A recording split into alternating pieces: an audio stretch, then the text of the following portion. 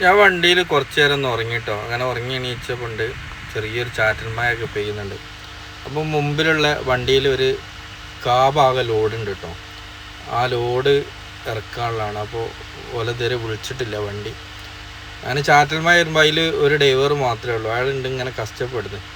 അങ്ങനെ ഞാനെന്താക്കി ഓടിച്ചെന്ന് പാവം തോന്നുക ഒറ്റക്കല്ലേ വലിയ പായ കേട്ടോ. ആ പായ തന്നെ ഡബിളാട്ടോ. അങ്ങനെ ഞാൻ അണ്ണനോട് പറഞ്ഞു അവിടെ നിന്ന് ഞാൻ ഹെൽപ്പ് ചെയ്ത് തരാമെന്ന് പറഞ്ഞ്. അങ്ങനെ അണ്ണന് ഭയങ്കര സന്തോഷമായിട്ടോ. അപ്പോൾ നമ്മളിങ്ങനെ ഈ അവസ്ഥയിലൊക്കെ ചില സ്ഥലത്ത് നിന്ന് കുടുങ്ങുമ്പോഴേ ഒരാളൊരു സഹായത്തിന് കിട്ടുക എന്ന് പറഞ്ഞാൽ വലിയ ഉപകാരമാണ്.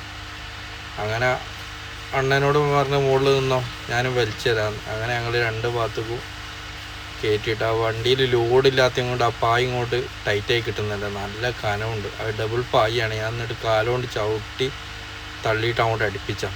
കാരണം ഒരു ഭാഗത്ത് കയറ്റിയിടുമ്പോൾ അപ്പുറത്തേക്ക് പായ ഇറങ്ങിപ്പോവാം. പായ ശരിക്കും ബോർഡിൻ്റെ മുകളിൽ രണ്ട് സൈഡ് കയറ്റിയിട്ടിട്ട് ബോർഡിൻ്റെ പുറത്ത് പോയി എന്നിട്ട് ഭരിക്കണം. നല്ല ടൈറ്റ് ആവുള്ളൂ. അല്ലെങ്കിൽ എന്താക്കണം, കയറിട്ട് പോരുമ്പോൾ ഇങ്ങനെ കയറ്റിയിട്ടിട്ട് ടൈറ്റാക്കി ഇങ്ങനെ പോരണം. അങ്ങനെ അണ്ണന് ഞാൻ തന്നെ കുറേ മെനക്കെട്ട് ആ ഡബിളിൽ തന്നെ പായ കയറ്റണമല്ലോ. ആ പായ ഡബിളിൽ അങ്ങനെ തന്നെ തൽക്കാലമായിട്ട് കയറ്റി വെച്ച്. ബേക്കിലൊന്നും ക്ലിയർ ആകുന്നില്ല. ഒരു തല കയറ്റുമ്പോൾ മറ്റേ തല ഇറങ്ങിപ്പോവാം. കാരണം പെരുമായം കൊണ്ട് വന്ന ആകെ ബുദ്ധിമുട്ടാകണ്ടോ. അപ്പുറത്ത് കയറ്റുമ്പോൾ അപ്പുറത്തുനിന്ന് പായ ഒഴിഞ്ഞ് പോരുക. പിന്നെ അത് ലോഡുണ്ടെങ്കിൽ ആ പായ അവിടെ ഡബിളിൽ നിൽക്കുള്ളൂ. കുയ്യായിട്ട് നിൽക്കുകയല്ലേ. ഇനി കയറിടലേ രക്ഷമുള്ളൂ. കാരണം അപ്പുറത്ത് കയറ്റിയിടുമ്പോഴത്തേനും അപ്പുറത്തുനിന്ന് പായ അത് ഇറങ്ങി പോകുന്നുണ്ട്.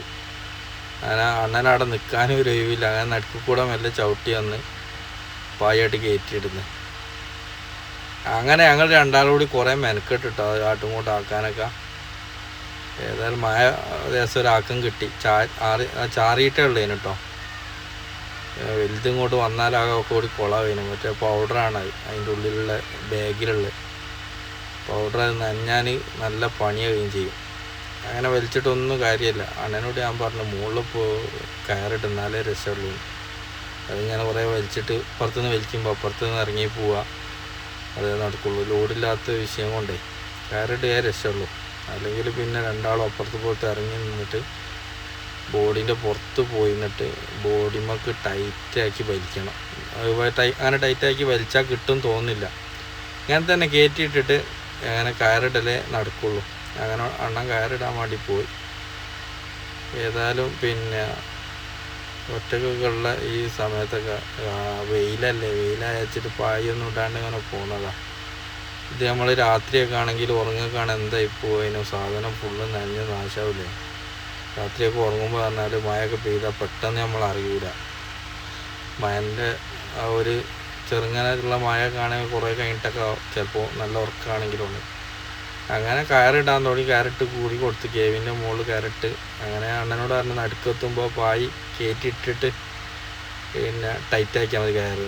അങ്ങനെ കയറ്റിയിട്ട് ടൈറ്റാക്കി പോന്നാൽ അവിടെ നിന്നോളും. നല്ല ടൈറ്റിൽ വലിക്കണം, എന്നാലേ ഇളക്കുള്ളൂ. തോണി പോലാണ്ട്. ഏതായാലും നല്ല കയറ്റിയിട്ട് വലിച്ച് ടൈറ്റാക്കി. ഓരോ ബുദ്ധിമുട്ടേ അതൊക്കെ നനഞ്ഞാൽ വാടക ഉള്ളും കിട്ടൂല.